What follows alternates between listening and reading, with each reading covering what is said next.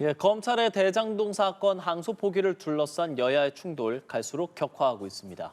네, 검찰 비판 수위를 높이는 민주당을 향해서 국민의힘이 여론전을 더 강화하고 있는데요. 관련 이야기 두 분과 함께 나눠보겠습니다. 배종호 한국정치평론가협회장, 정호김 전 의원 어서 오십시오. 두 분 안녕하십니까? 네, 안녕하세요. 안녕하십니까? 안녕하십니까?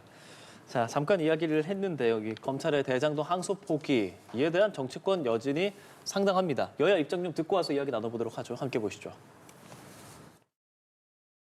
집단항명 등으로 검찰 개혁에 대해 반대하고 있는 것은 아닌가 그런 생각을 또한 지울 길이 없습니다. 대장동 사건에서 이 대통령이 받을 법적 책임 역시 사실상 소멸됩니다. 배임죄를 없애 대장동을 덮으려는 꼼수입니다. 네, 이 내용들 이번 주 내내 굉장히 많은 이야기들이 정치권에서 나오고 있습니다. 정청래 대표는 집단 함명 등으로 검찰 개혁에 반대하고 있는 게 아닌가라고 이야기하고요. 박성훈 수석 대변인은 결국은 대장동을 덮으려는 꼼수다 이런 이야기인데요. 전반적인 이 상황에 대한 생각들, 이 입장에 대한 생각들 좀 들어보고 싶은데요. 네, 지금 이제 대장동 항소 포기와 관련해서 이 이슈가 완전히 전국을 뒤덮고 있는 그런 상황인데요. 예. 저는 이걸 개인적으로는 판결은 법원에 좀 맡기고 수사 또 그리고 공소 유지는 검찰에 맡기면 어떨까 이런 생각입니다. 이 대장동 항소 포기와 관련해서 우리가 분명하게 팩트로 확인된 것은 일단 1심 재판부의 판결은 났다는 것입니다. 여기에 대해서 검찰이 아무리 주장을 해도 결국 판결이 났기 때문에 이 부분은 이제 수용을 해야 되고, 물론 이제 검찰이 수용할 수 없을 경우에는 항소를 하면 됩니다. 근데 검찰의 수뇌부가 예. 결국 항소 포기를 했거든요. 예. 그리고 나서 사의도 표명을 했는데 본인들이 이게 외압에 의한 수사 포기, 재판 포기라면 본인들이 항소를 하면 되는데 항소를 포기한 주체는 결국 검찰이다라는 말씀 좀 드리고요. 이것과 관련해서 7천억 원을 회수를 못하게 됐다라고 주장을 하는데 1심 판결대로라면 7천억 원을 회수를 못하게 판결이 내려진 거예요. 그리고 두 번째로는 항소를 포기한다 그래가지고 이게 검찰의 주장이 받아들여진다라는 것은 우리가 장담할 수 없는 그런 상황인데도 지금 국민의힘에서 7천억 원을 이 대장동 민간 개발업자들에게 포기됐다라고 하는 것은 사실을 왜곡하는, 호도하는 일종의 국민 선동이다라는 얘기를 할 수밖에 없고요. 그리고 이제 계속해서 국민의힘에서는 오로지 이재명 때리기, 기승전 이재명 아닙니까? 심지어는 시정연설 하는데 전쟁이다, 대통령을 끌어내려야 된다라고 얘기를 하고 있거든요. 그래서 이런 부분이 과연 국민들 입장에서 볼 때는 공감을 할 수 있는 그런 행위인가, 정치 행위인가 좀 생각이 들고요. 그러다 보니까 여론조사를 보면 아무리 국민의힘에서 이재명 대통령 때리기를 해도 지금 국민의힘의 지지율이 20% 초중반밖에 지금 안 되는 그런 상황. 반면에 이제 민주당의 지지율 한 40% 초반, 그리고 이재명 대통령의 지지율은 이제 50% 후반에 나오는데 이런 부분들이 결국은 국민들의 정서를 보여주는 그런 대목이 아닌가. 그래서 저는 이제 국민의힘에서 이 지지율 반등을 깨하기 위해서는 두 가지를 반드시 해야 된다고 봅니다. 첫 번째로는 내란 세력과 확실히 선을 그어야 된다. 그럼에도 불구하고 지금 내란에 대해서 계속해서 옹호하는 그런 행보를 하고 있는 상황에서는 대한정당으로 인정받을 수가 없다. 그리고 더 이상 12.3 비상계엄 내란에 책임이 있다면, 그런 책임을 느낀다면 이렇게 파괴적인 정치를 좀 하지 말고 무역 전쟁으로 지금 전 세계가 지금 홍역을 앓고 있고 대한민국도 예의는 아니지 않습니까? 그렇다면 좀 초당적인 그런 협치를 통해서 생산적인 정치를 좀 할 필요가 있다라는 말씀을 강조하고 싶습니다. 예, 많은 말씀을 좀 해주셨습니다. 정전 의원님, 이번 사건에 대해서 어떤 말씀 좀 하고 싶으십니까? 네, 맞습니다. 여론조사 해보니까 네. 민주당이 40%가 넘고요. 그다음에 국민의힘은 여전히 20%대에서 올라가질 못하고 있습니다. 그런데 이번 여론조사에서 대장동 항소 포기가 적절했느냐 부적절했느냐 여론조사를 해봤거든요. 그랬더니 부적절하다가 48%가 나왔습니다. 적절하다는 여론은 29%에 불과합니다. 그러니까 여론이 이 대장동 재판에 대한 검찰의 항소 포기에 대해서 어떤 인식을 가지고 있느냐를 알 수가 있고요. 대통령 지지도도 60%대에서 지금 59%로 떨어지지 않았습니까? 아마 대장동 재판과 관련이 있다라고 보는 그러한 평론가들의 견해가 거의 맞을 거라고 생각하고요. 대통령 부정평가의 이유를 보니까 도덕성 문제, 본인 재판 회피가 15%가 나옵니다. 그리고 처음으로 대장동 사건이라든지 검찰 항소 포기, 압박, 이게 6%가 나옵니다. 이게 여론조사의 현실이고요. 그다음에 질문은 검찰의 선택적 분노라고 여당이 비판하고 있다라는 부분과 관련해서 질문을 해주셨는데요. 방금 동영상을 보면은 민주당 대표가 검찰이 항명을 했다 이렇게 얘기를 하잖아요. 그런데 법무부 장관은 의견만 표시했다고 하지 않았습니까? 그럼 뭐에 대해서 항명을 했다라는 것인지. 그다음에 검찰이 선택적으로 분노했다라 그러는데 검찰 내부에서도 선택적 분노에 대해서 문제 제기를 하는 소위 대장동 수사, 1차 수사 담당 몇몇 검사들을 빼고는요. 선택적 분노라는 표현만 쓰지 항소 포기가 제대로 잘 된 것이다라고 말하는 사람은 없습니다. 이게 지금 대장동 재판에 대한 항소 포기의 현실이라고 생각을 하고요. 그다음에 왜 이렇게 여당 대표를 포함해서 검찰이 선택적으로 분노를 했다, 집단 항명을 했다 그런지 좀 이해가 안 가는 부분이 이번 대장동 재판은 대장동 업자들에 대한 재판입니다. 근데 왜 이 업자들에 대한 재판이 대해서 민주당이 이런 식으로 지금 마치도 업자들을 대변하듯 들고 나오는지 이해가 안 된다라는 것입니다. 그렇기 때문에 지금 이 대장동 재판은 업자와 성남시에 대한 재판이지만 당시 성남시 수뇌부였던 대통령이라든지 또는 민주당이 예민해야 될 저간의 사정이 있다라고 해석하지 않을 수가 없는 것이고요. 이런 상황에서 사실 검찰은 실제로 7천억 원 정도가 지금 문제가 된다라고 생각을 하면서 2천억 원이 넘게 추징 보전을 했는데 1심 재판에서 겨우 400억 원대의 판결을 내리지 않았습니까? 이런 상황에서 업자 중에 한 사람인 남욱이라는 사람이 결국 내 돈 수백억 풀어달라. 이 사람 추징 영원이에요. 근데 내 돈 수백억 풀어달라라면서 지금 의견을 물어봤다라는 거 아니에요? 이렇게 되면은 결국 많은 사람들이 우려하듯이 결국은 대장동과 관련해서 초과 이익 환수가 안 되고 전부 업자들 지금 입으로 들어가게 생겼는데 이거에 대해서 항소 포기를 함으로써 아무 추징도 되지 않고 결과적으로 고스란히 피해는 성남시가 받게 됐다라는 것입니다. 그렇기 때문에 이 여론을 볼 때 과연 이것이 조용히 넘어갈 일인가 아니면 도대체 왜 이런 상황이 초래됐는지에 대해서 특검을 해야 되는 것 아닌가라는 그런 입장이 탄력을 받을 수 있을 수 있다고 봅니다. 예, 이런 상황 속에서 검찰 내부의 집단 반발에 관한 내용으로 이어가 보겠습니다. 민주당이 이런 검찰의 집단 반발에 대해서 파면 징계가 가능하게 하는 검사 파면법을 발의를 하고 또 국회 국정조사를 단독으로 추진할 가능성도 현재 열어두고 있거든요. 국정조사 합의점 찾을 수 있을지 궁금하거든요. 국정조사는 좀 합의가 되기는 어려울 것 같아요. 그 이유는 국민의힘이 겨냥하는 지점 또 그리고 민주당이 겨냥하는 지점이 정반대입니다. 지금 이제 국민의힘 같은 경우는 이 항소 포기가 외압에 의한 것이다. 그래서 이 부분에 대해서 철저하게 국정조사, 특검을 도입해야 된다라는 그런 입장인 반면에 지금 민주당에서는 검찰의 선택적인 집단 항명 이게 문제다. 그리고 더 나아가서는 검찰의 이 조작 기소였다. 그리고 이 부분에 대해서 국정조사 그리고 특검이 이루어져야 된다. 이렇게 이제 양측의 입장이 상반되기 때문에 국정조사가 현실화되기는 좀 어려운 것이 아닌가 이렇게 생각이 되고 네. 저는 이제 대장동 개발비리 재판과 관련해서 우리가 두 가지를 함께 봐야지 좀 균형 잡힌 시선으로 바라볼 수 있다 이렇게 생각합니다. 첫 번째는 이 민간업자들의 이 개발 비리 이거는 분명히 잘못된 겁니다. 그래서 이 부분에 대해서는 1심 재판부가 전원 법정 구속을 시켰지 않습니까? 그리고 전원 유죄 판결을 내렸지 않습니까? 그리고 심지어 유동규 그리고 정민용 변호사 같은 경우는 검찰이 구형한 형량보다 각각 1년씩 더 높게 선고를 했단 말이에요. 그렇다면 이 부분에 대해서는 검찰은 할 말이 없는 거예요. 어떻게 검찰이 구형한 구형량보다 더 높게 선고가 되느냐.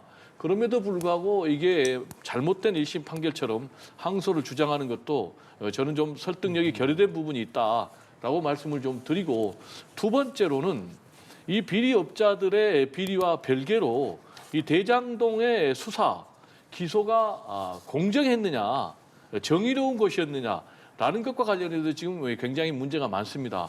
왜 이게 문제가 많냐면, 남욱 변호사 같은 경우, 물론 이 사람도 지금 법적 구속이 됐습니다. 1심에서 유죄 판결돼가지고.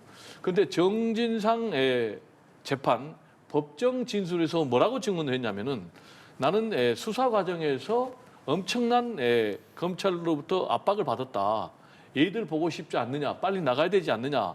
만약에 얘기를 안 하면은 배를 가르겠다.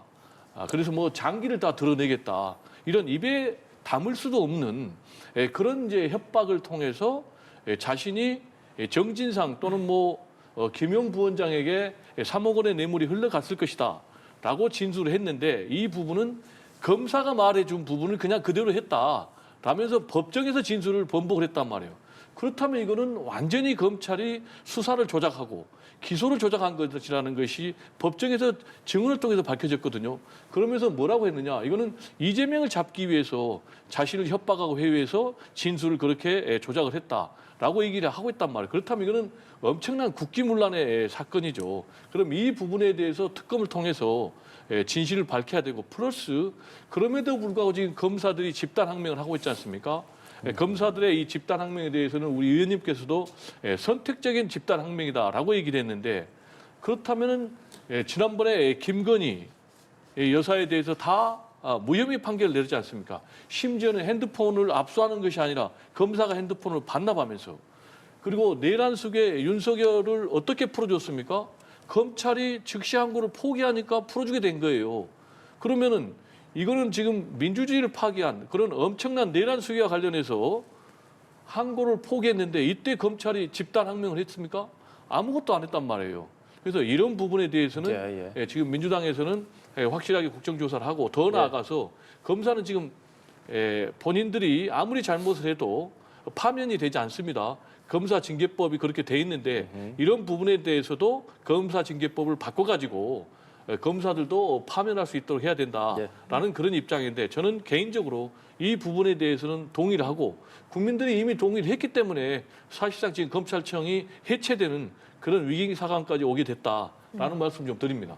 예, 정전 의원께서는 앞으로의 상황들 어떻게 전망하시는지요? 아니요, 일단 예. 얘기 중에 제가 선택적인 집단 항명이라고 얘기를 했다 그러는데, 이건 어불성설입니다. 저는 이런 이야기를 한 바가 없고요. 단지 그 내부에서 선택적인 항소 포기라는 비판이 나오는 일부의 검사들에 대해서 제가 지적하는 발언을 했던 것이고요. 지금 남욱에 대한 얘기를 보자면, 이 사람을 보자면은 그 수사가 조작됐다라는 증거가 있는 것이 아닌가. 그래서 특검을 해야 된다라는 주장인 것 같은데요. 저도 특검에 적극 지지를 해요. 이것은 특검을 반드시 해서 도대체 왜 마지막 순간에 항소를 검찰이 포기했고, 또 검찰 수뇌부 중에 외압을 받았다라는 식의 지금 그 언급이 나오기 때문에 그것에 대한 진실이 규명이 돼야 된다라고 생각을 하고요. 그 민주당의 주장에 따르면 특검은 야당이 추천하기로 되어 있는데, 그것도 안 받을 요량이라면 제3자, 여당도 야당도 추천하지 않는 제3자에 의해서 이거는 반드시 진상이 규명돼야 된다 그러고요.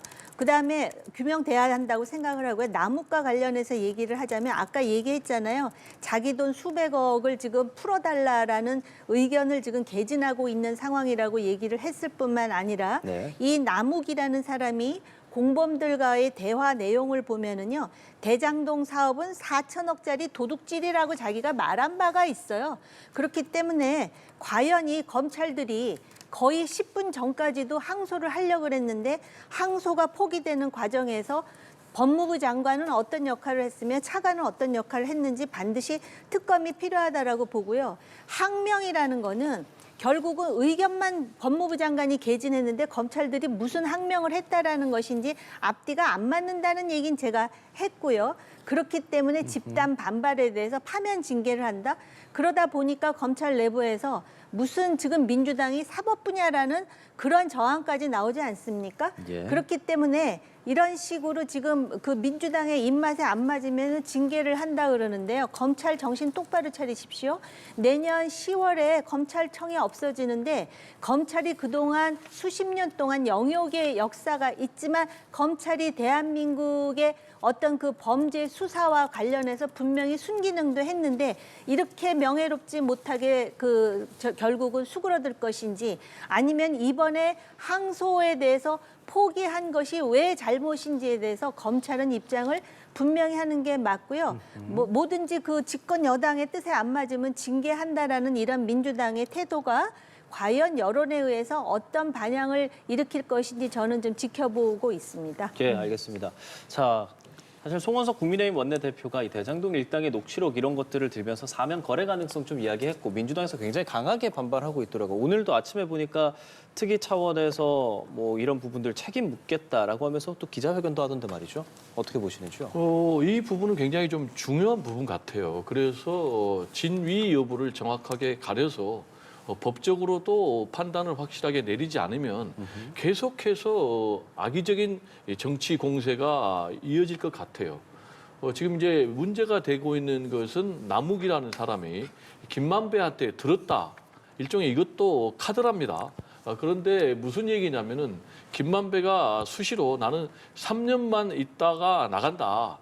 그리고 또 뭐 대통령하고 교감이 있었다 빼줄 것처럼 이렇게 이제 남욱이가 얘기를 한 거예요. 증거는 없고. 그런데 이 녹취록이 언제 지금 확보된 녹취록이냐? 2023년이거든요. 근데 2023년이면은 윤석열 대통령 시절입니다. 근데 이거를 마치 지금 국민의힘에서는 이재명 대통령이 뭐 이런 교감을 김만배하고 한 것처럼 그렇게 지금 정치 공세를 하고 있단 말이에요. 그리고 의총회장에서 그렇다면은 이게 지금 사실과는 180도 다른 얘기를 지금 주장을 하고 있잖아요. 그리고 제대로 모르는 사람이라든지 국민들 입장에서는 정말로 김만배가 이재명 대통령하고 짜가지고 이재명 대통령 이 시절에 임기에 중에 사면복권 될 수 있다라는 그런 오해를 할 수 있지 않겠습니까? 그러면 이 부분에 대해서는 민주당에서는 저는 이제 법적으로 당연히 조치를 취할 수밖에 없는 그런 상황이 아닌가 이렇게 생각이 되고 예. 지금 이제 대장동 이 수사 또 재판과 관련해서 국민의힘에서는 계속해서 이재명 대통령이 주범인 것처럼 그렇게 얘기를 하고 있지 않습니까?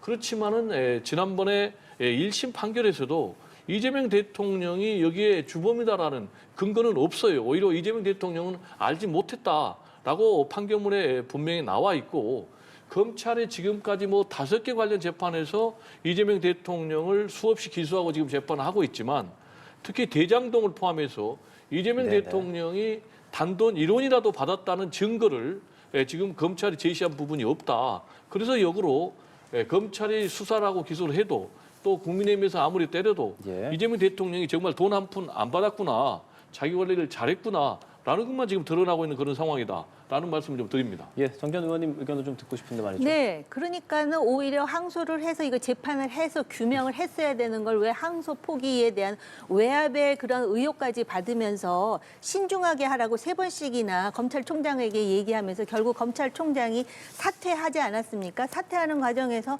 뭔가 그 분명하진 않지만 중얼중얼대면서 뭐 외압 비슷한 얘기를 하니까 의혹이 더 커지는 것이고요. 그다음에 이렇게 그 송원석 원내대표가 사면 거래 의혹을 제기하는 이유가 뭘까 저도 궁금했는데요.